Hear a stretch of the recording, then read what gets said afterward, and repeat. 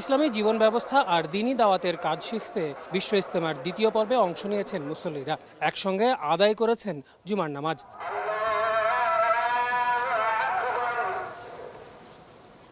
বিশাল এই জামায়াতে যুক্ত হন আশপাশের এলাকার মুসল্লিরাও। সবার প্রার্থনা, ইসলামের শান্তির ছায়াতলে আসবে পুরো বিশ্ব।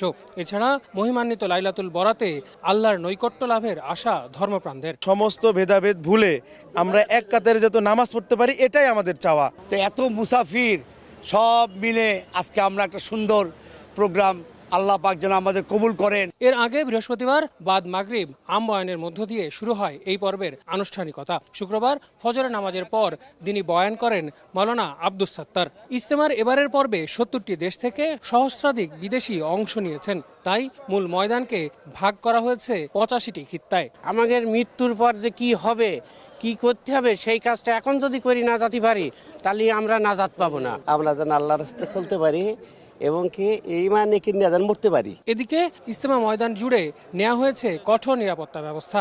যে কোনো অপ্রীতিকর পরিস্থিতি মোকাবেলায় সজাগ আইন শৃঙ্খলা বাহিনী। আমরা পুলিশ সহ অন্যান্য বাহিনীর সদস্যরা সার্বক্ষণিক সতর্ক আছি এখানে আমরা তাদের নিরাপত্তা দেওয়ার জন্য।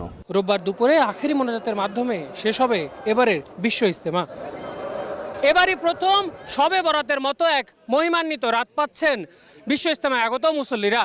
তাদের সবার চাওয়া, মহান সৃষ্টিকর্তা সবার দোয়া কবুল করবেন এবং এই ইসলামের ছায়াতলে আসবে প্রতিটি মানুষ।